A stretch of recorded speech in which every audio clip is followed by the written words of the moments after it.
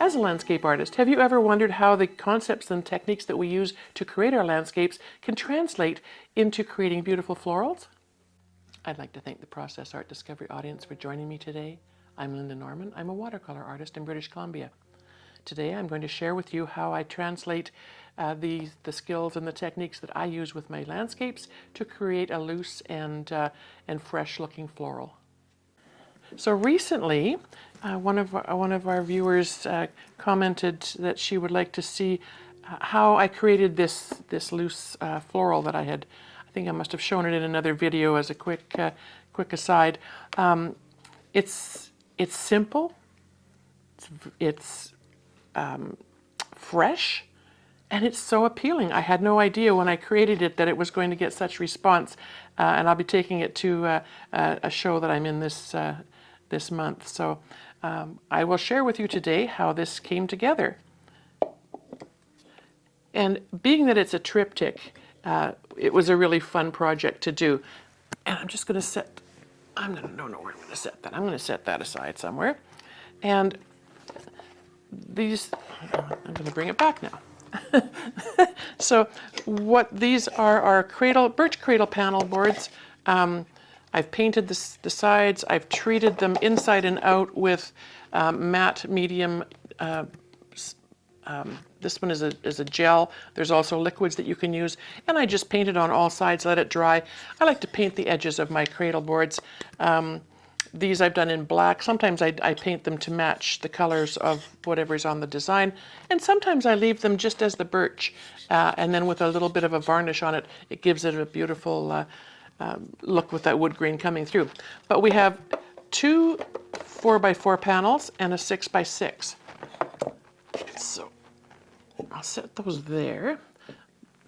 And I've got them on the wrong sides.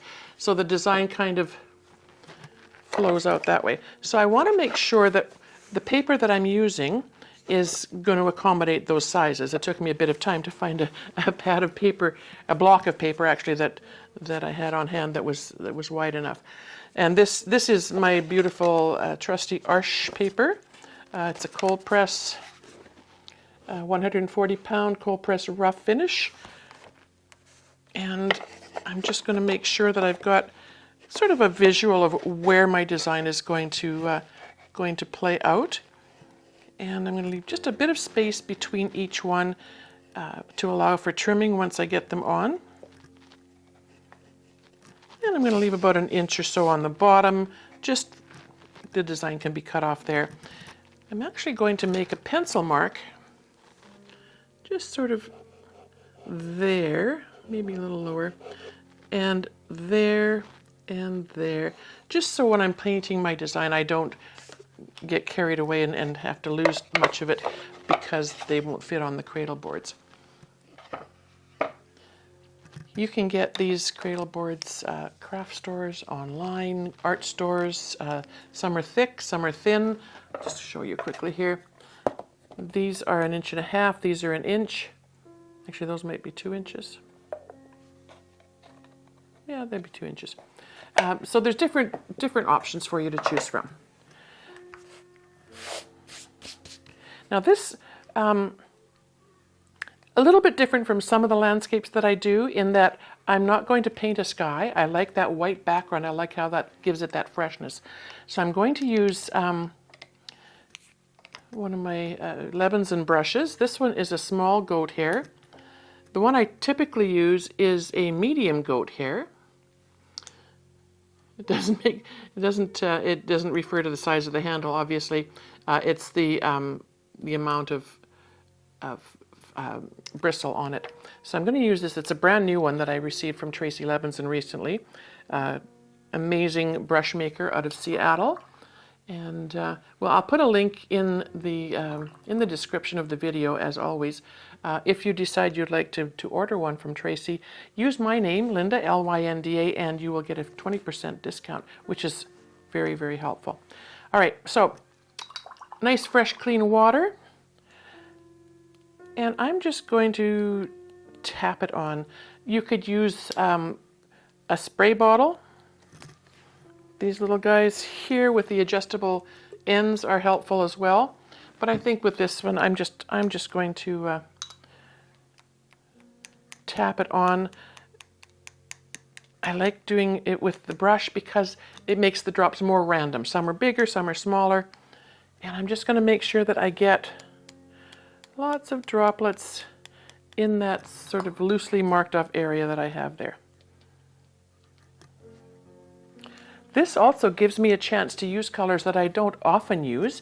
And I just recently purchased a tube of Daniel Smith Opera Pink, so we're going to try some of that today. I think that's going to be quite pretty in this particular design. Now, I want to keep in mind that I think I'm going to go similar to what we have there. So I want my branches, my stems, my flowers to all sort of work out this way towards the outside. And I think I've got enough drops. I can always add a few more drops later with this because there isn't a background color on there. Adding new water drops isn't going to cause blooms or anything in the back. I just have to be a little more specific with where I put them. So I'm not painting from a reference. I'm going to just from my memory as I normally do. And let's go in with, move that one aside. And we'll put these right up here. We're going to go in, I like to lay the floral bits in first before I put in the stems. And so if I look, similar to what we do when we paint a vignette with the trees, I'm looking for water drops and I just want to loosely drop in just some dabs of color. This is the Opera Pink, Daniel Smith Opera Pink. And I want, like I say, I want the blooms to sort of cascade off to the side a little bit. I think I might have to fill one of my little palette wells. I'll switch out one of the other ones with the Opera Pink because I do love it. It's quite gorgeous. And I might have to switch one of my palettes over to a set of colors that are more conducive to florals. And so we're just going to throw in a couple of spots where we can have some pink petals. And another color that I absolutely love but never really do justice by using it enough, I don't think, is Aussie Red Gold. It's another Daniel Smith color that I just really love. I'm going to just spray my palette just a little bit again. I like the paints to be glistening and wet, and so I don't have to dig my brush in searching for pigment and a good load on my brush. And these Lebanson brushes are absolutely fabulous for how they just can take a full big load of paint. So I wet my brush, just take off the excess, and I'm going to just touch it into that wet Aussie Red Gold. And if I sit back, I can see where there are some more dots where I can drop in some nice rich color. Those little droplets can work to disperse some really nice effects. Even where there's not a lot of water, I'm going to dab just a bit more pigment on the page, just so that it shows that some of them are a bit darker and maybe some are a bit lighter. And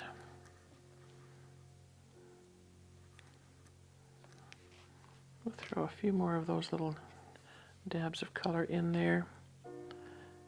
Break up the pink area a tiny bit. I can always take just a wet brush and touch it to the edge of some of these pigments just to help the pigments flow out a tiny bit. I'm not concerned much about, pardon me, whether they're actual flower shapes. As with my landscapes, just the indication, and your viewer will see what what your intentions are. I had a bit of a line there. I'm going to try to pick that up a tiny bit with a thirsty brush. So brush just dry, and when you touch it, it picks up most of the pigment. Now to add some depth to those florals, I've got some nice quinacridone purple here, and I'm just going to take that and touch it into the pink areas just a bit. They're still wet, so the water will pull that pigment through into the pink a little bit, give it a bit of depth. I'm dipping into my palette with just the tip of my brush. The palette is quite wet. I've just recently sprayed it, as you saw, and I'm not taking up a lot of pigment with this. I just want enough to just enhance one part of that little pink pigment. It just helps to give maybe the indication of the base of a flower. I'm not going to put the purple in with the Aussie red gold, because purple and gold and yellow tend to make a brown, and I think for this one I don't really want a lot of brown happening in the design.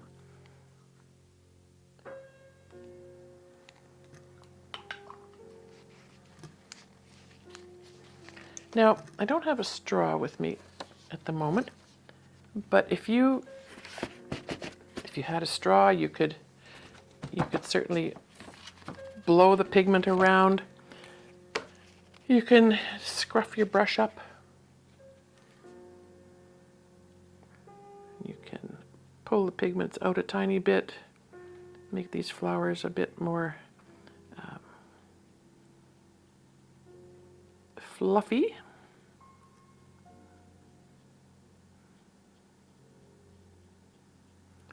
We'll pull those out there a little bit.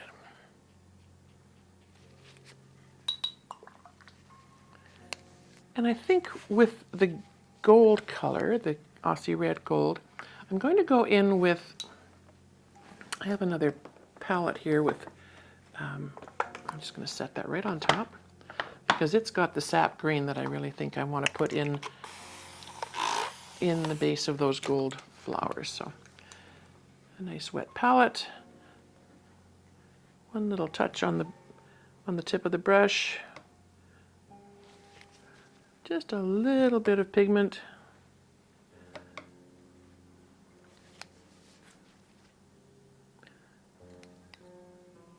This brush is a little fluffier than what I want for this. I want these to be a little more precise on the base of these flowers. I'm switching back to my regular 1.5 inch synthetic goat blend brush from Tracy Levinson, and it allows me to use the brush like a pencil or a pen, and that gives me a little more control.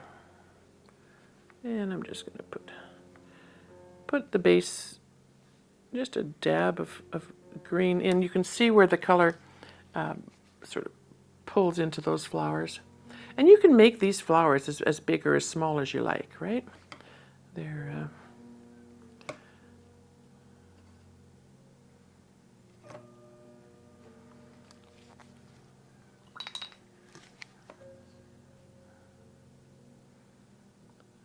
quite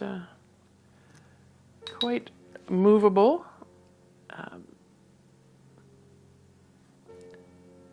If you want to, you can try to make you know, more petal shapes with the color that's already on the page. That allows the paint to sort of work out in different levels of density of color, right? So I'm just going to spread these out a bit. I don't want the page to look too white and stark, so I'm going to just pull these out a tiny bit. As we know, if you put water, the pigment, if it's still damp and loose on the surface, will flow out into that moisture that you would add on. So it's a really good way to practice doing that as well. Getting to know your pigments and how they're going to move at different levels of dryness. This one looks like a little bud. That's kind of cute.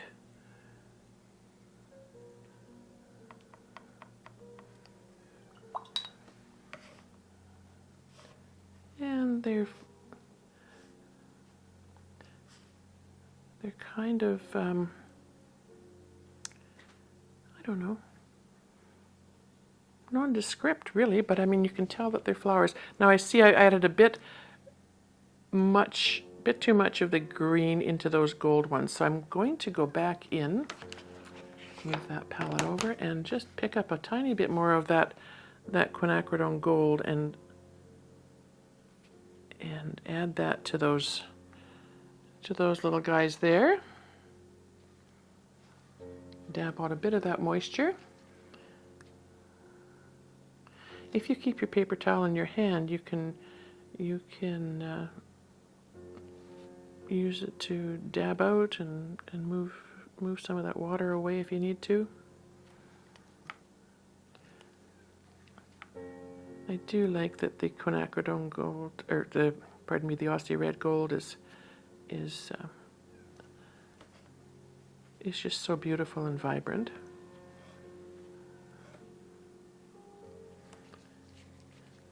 And I think, you know, if I had more time, I probably would have done more flowers, but I think for now, for demonstration purposes, we'll leave it like that. I'm going to go back to my other palette with the, pardon me, sorry for banging and crashing, with the sap green. I'm still going to stick with this brush.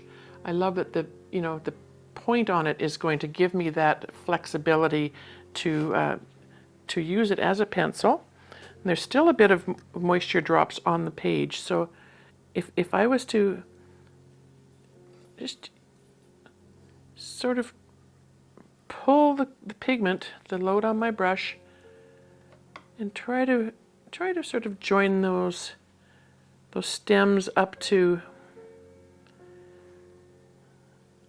the flowers on the page, then if you're using a nice flexible brush like this, it doesn't take much pressure, and allow the brush to sort of move the way it wants to. And you can wiggle it and make it as thick or thin as you like. I like to sometimes with the branches sort of give them different directions. Move them off to the side a bit. I'm going to you can see where that probably could have been a nicer or a larger flower, but that's okay.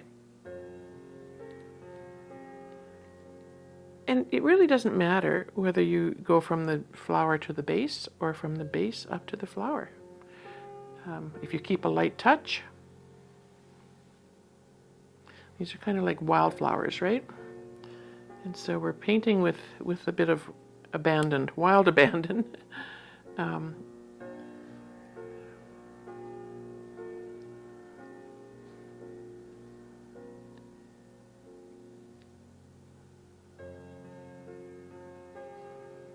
And it doesn't have to be a thick solid line. It can be broken up. If you look at leaves and grasses and things, they have different colors, different shades as they turn and they grow in different directions. Now with the side of my brush and a little bit more water, I just want to fill in the bottom just to anchor the design a little bit with some of that green.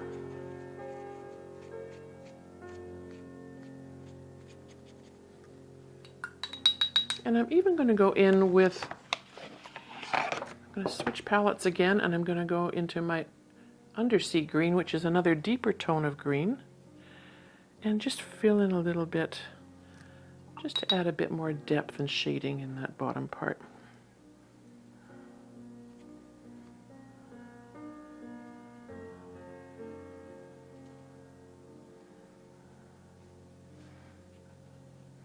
The side of your brush is really helpful, and if you can develop the habit and the practice of using that, it can give you some really lovely sort of loose options. I better come over all this way and pick up this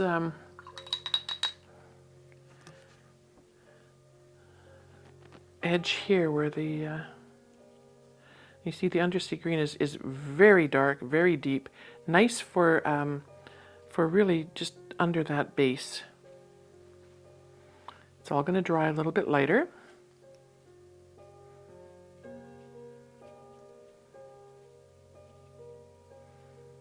And we're going to have some thicker grasses coming up, and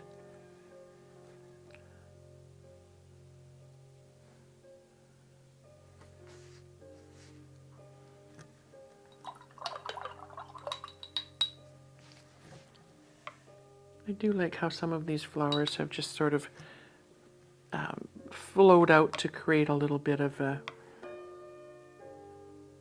blossomy shape. I think that's quite pretty. And now this is the line that I made there, so I don't want to go any higher than that. I don't see any other drops at the moment that I would want to use, but I'm thinking these are going to be smaller pieces, and this is going to be the larger piece. So this is going to cut off about probably there. So my center, I think it would be interesting to have another flower here. Kind of interests me. So I'm going to put one there, and probably I'm going to add a bit more color to this one. It's quite wet. I'm going to dab out some, just add a bit more color.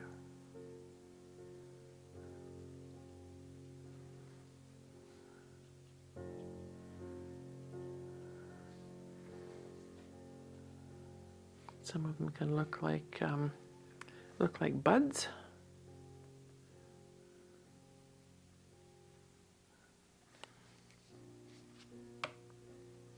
And there's another one here that could use just maybe a bit more pink, just to brighten things up a little bit. And then I see there's a pink one over here that does not have a stem. We can't have that. So I'm going to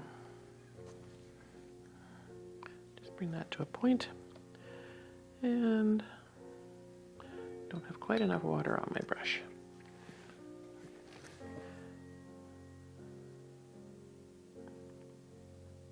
There we go. And this, we'll just touch that so that it's got a little bit of an attachment. And just for fun, I'm going to add an Undersea green stem, I think, for this one. And the green has touched into the pink there. It's given it a different look than when we touched the purple in. But there you have it. Have some fun. Let the pigments flow. Let the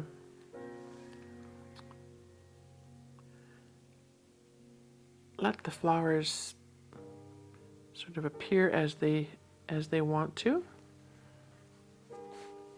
I wouldn't do a lot more with these. See, I like that that they're kind of that wildflowery look. I mean, you could certainly add another level of colored flowers. You could put purples or blues or anything else in as well. But now that this is pretty much ready to go, I think in another video perhaps I will show how I cut this down and how we attach it to the cradle board. But you get the idea. You know, if you're going to do a triptych and you want to have your smaller pieces on the side, great. This could even work for, well, I don't know if it actually would work for, let me just grab the 6 inches. I don't think, you'd have to get an 18-inch block to be able to do that. I was going to say you could even do 3 of the same size and take it from there. If you wanted to get more, you know, more in depth, by all means, add a little bit of quinacridone gold in your stems in the bottom. It just sort of brightens things up a tiny bit. Just remember to try to get enough on each side. But there you have it. It's just a loose and intuitive and fresh and fun. Once you mount them onto the cradle boards, they're a lot of fun to do. Here's another example. This one's a little more filled in at the bottom, where I used a bigger brush and then spattered it with a little bit of Dr. P.H. Martin's Bleed Proof White. And that's another thing you could always do as well, is once it's dry, you could spatter it with gouache or with paint. It's really fun to be able to do that. Don't know if we want to, well, I suppose if there's a bit of water on the page, it wouldn't be too bad, but I just want to, little toothbrush, just a bit of a pink around some of those blossoms, just to give it a hint of, if you didn't like that stark white. So many things you can do. Once you've got the basis down, once you've got the water drops and the pigment in those water drops and allowed them to move around, you can see where you can add more water to the edges to help them bloom out. If you don't have your background completely wet, you can do that. You can control those little droplets and those little puddles of water. If you had painted a background and were painting wet on wet, there would be no way to define these smaller pieces of color that you want in for your florals. So very simple, very basic, but really a fun exercise to do. And once you get them on those cradle boards, it takes them to another level altogether. I'd like to thank the Process Art Discovery audience for joining me today. If you like what you've seen, please subscribe to the channel, visit their website, or head on over to their members area.